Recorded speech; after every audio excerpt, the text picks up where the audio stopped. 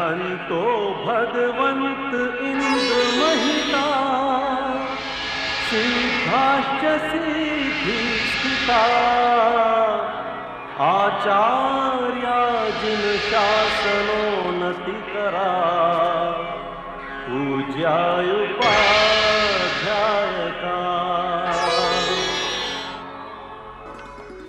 नमस्कार, लाल किताब कार्यक्रम में आपका स्वागत है। मैं हूं पल्लवी। हर बार की तरह आज भी हमारे स्टूडियो में हैं श्री देवेंद्र मखीजा जी। दर्शकों, आप भली भांति जानते हैं कि ये जो कार्यक्रम है, इस कार्यक्रम में आपको जो उपाय या समाधान बताए जाते हैं आपकी समस्याओं के, वो उस उपाय और समाधान करने में आपको बहुत आसानी होती है, क्योंकि वो बेहद ही सरल और साधारण से हैं। और सबसे बड़ी बात यह है कि उसमें आपका ज़्यादा खर्चा नहीं आता। बस थोड़ा सा पेशेंस रखिए, इन उपायों को अपनाएं और करके देखिए, आपको फ़ायदा ज़रूर होगा।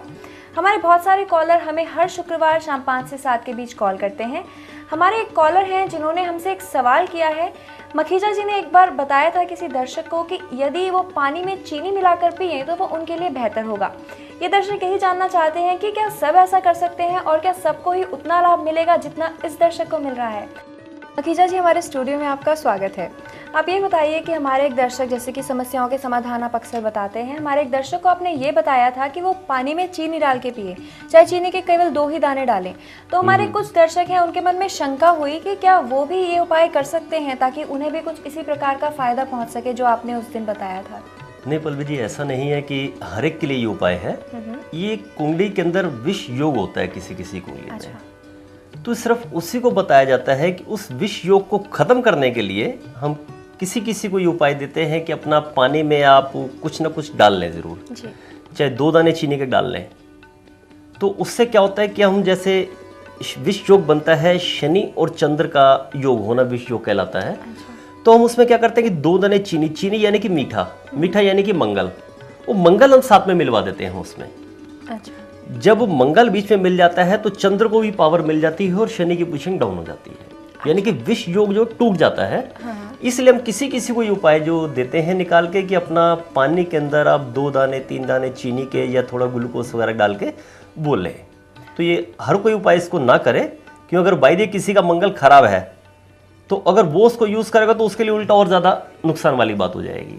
तो कई लोग ऐसे भी होते हैं जो, जैसे इन दर्शक ने इन्होंने पूछा कि पानी में चीनी डालकर पीनी चाहिए या नहीं, तो आप ये भी कह सकते हैं कि कईयों को मीठा पानी पसंद होता है, पानी में स्वाद तो होता नहीं है अपना, तो उसके लिए अगर चीनी डाल के आम तरह के लोग अगर पिए तो क्या उसका कोई नुकसान हो सकता है?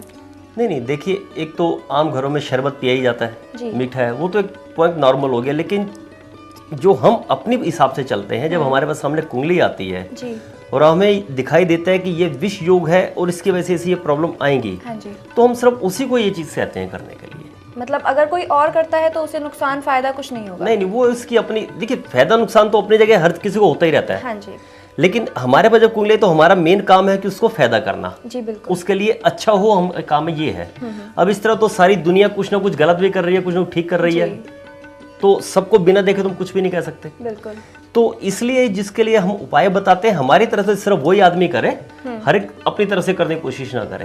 तो यानी आपको अपनी कुंडली पर ध्यान देना ज़रूरी है, और आप अपनी कुंडली हमें भेज सकते हैं हमारे, जो हम आपको एड्रेस देते हैं, हमारे स्क्रीन पर जो एड्रेस आता है, ताकि आपकी जो समस्या है उसका समाधान किया जा सके।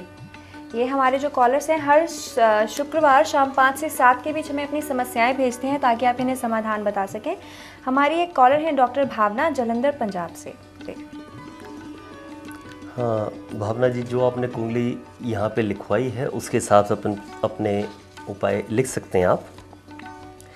एक तो देखिए, घर में अपने आप चौड़े पत्ते के पौधे या बेलदार पौधे ना लगाएं बिल्कुल। और कुएं के अंदर 4 दिन आप केसर डालें थोड़ा थोड़ा, और 4 आड़ू की गुठली में सुरमा भरकर ऊपर से उसके सेलो टेप लगा दें, और घर से बाहर किसी वीरान जगह में इसको खोद कर खड्डा, उसके अंदर दबा दें इसको। और देखिए, इस साल जो आपके लिए मेन कुंडली में रुकावट है, ये वो है कि आपने गंगा नदी के अंदर स्नान जो है बिल्कुल नहीं करना। अपने से बड़े उम्र के किसी पुरुष के साथ दोस्ती नहीं करनी। दोस्ती का मतलब है अफेयर नहीं करना आपने। फ्रेंड सर्कल में दोस्ती तो होती है लेकिन अफेयर नहीं होते, तो आपने अफेयर की तरफ से बचना है। और एक सोने की अंगूठी अपने बाएं हाथ में आप डाल के रखें, और 4, 8, 12 मुखी का रुद्राक्ष कवच पूरी ज़िंदगी आप अपने गले में पहन के रखें, ताकि आपके लिए काफ़ी अच्छा रहेगा ये। आपको भावना जी ये सभी उपाय करने की ज़रूरत है, लेकिन ध्यान रखिएगा पहले एक उपाय ख़त्म हो उसके बाद दूसरा उपाय शुरू कीजिएगा। हमारी जो अगली समस्या है वो है संजीव अरोड़ा जी, रामबाग दिल्ली से। हाँ संजीव जी, जो कुंडली आपने लिखवाई है उसके उपाय भी आप लिख सकते हैं। एक स्टील का छल्ला आप अपने बाएं हाथ की सबसे बड़ी उंगल यानी मिडल फिंगर के अंदर डाल के रखें और एक खाली घड़ा ढक्कन लगाकर जल प्रवाह करें आप। और किसी धर्म स्थान के पुजारी पंडित को एक आप वस्त्र का दान दे दें, कोई धोती वगैरह दे दें या कुर्ता पजामा चाहे जो आप दे सकें वो दे दीजिए। और एक चीज़ आपको मैं और बता दूं आपकी कुंडली के हिसाब से कि पूरी ज़िंदगी में आपके नाम 3 मकान जो है ज़रूर बनेंगे, लेकिन कोशिश कीजिएगा कि अपना 2 मकान जल्दी अब कर लें, जब भी तीसरा मकान जल्दी करने की कोशिश ना करें। क्योंकि दर्शकों देखो, एक चीज़ मैं बता दूं कि जिनकी कुंडली में ये स्थिति आ जाती है कि इनके नाम 3 मकान होने हैं, तो सोचिए पूरी ज़िंदगी में 3 जो मकान हैं उनके नाम होंगे। क्योंकि तीसरा मकान जब हो जाता है तो उसके कुछ टाइम बाद उस इंसान का इस दुनिया से रुखसत होने का टाइम भी आ जाता है। यानी कि यहाँ पे शनि महाराज की जो कृपा होती है वो 3 मकान देने तक आपके ऊपर होती है। तो वक्त तो जब आएगा वो आएगा ही, लेकिन कोशिश आप ये करें कि आप 2 मकान बनाएं और तीसरा जो है ना बनाएं।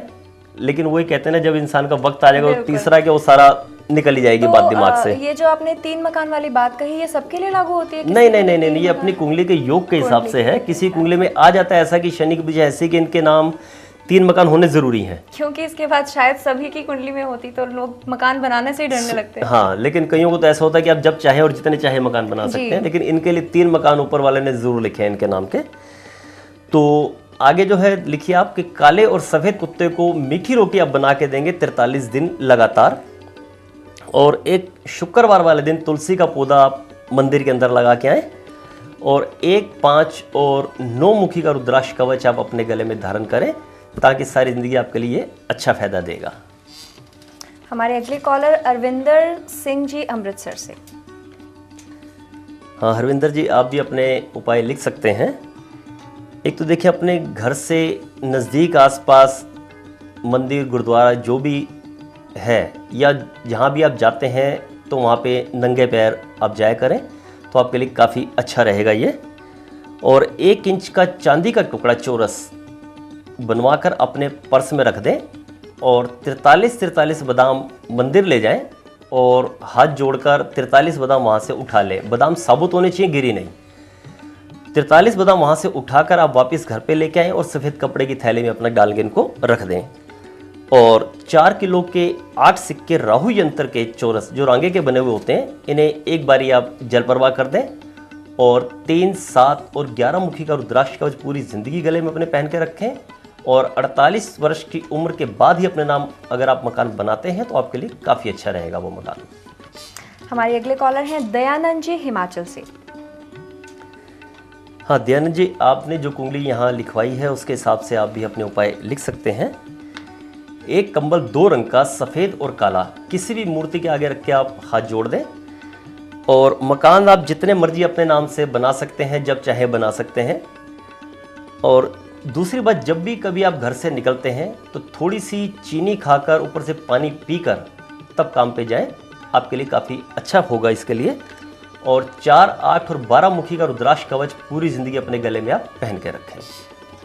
दर्शकों, यदि आपकी भी कोई समस्या है तो आप स्क्रीन पर दिए गए नंबर्स पर फ़ोन करके अपनी समस्या हमें बता सकते हैं। हर शुक्रवार शाम 5 से 7 के बीच जब आप अपनी समस्या हमें लिखवाएं तो आप साथ में अपना नाम, अपनी डेट ऑफ बर्थ और अपनी प्लेस ऑफ बर्थ लिखवाना ना भूलें। यदि आप प्रोग्राम के माध्यम से अपने इन समाधानों को जानना चाहते हैं, और हम आपको आने वाले प्रोग्राम्स में ज़रूर आपके इन सभी समस्याओं के समाधान को बताएंगे। दर्शकों, यदि आप मखीजा जी से मिलना चाहते हैं दिल्ली से बाहर इन शहरों में, जो कि हैं लुधियाना, फरीदाबाद, चंडीगढ़, हरिद्वार और देहरादून, तो आपको 3 दिन पहले अपॉइंटमेंट लेनी ज़रूरी है। यदि आप दिल्ली में ही मखीजा जी से मिलना चाहते हैं तो समय है हर शाम 5 से 8 बजे के बीच, स्क्रीन पर दिए गए एड्रेस पर।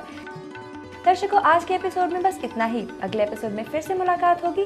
तब तक के लिए दीजिए इजाज़त। नमस्कार।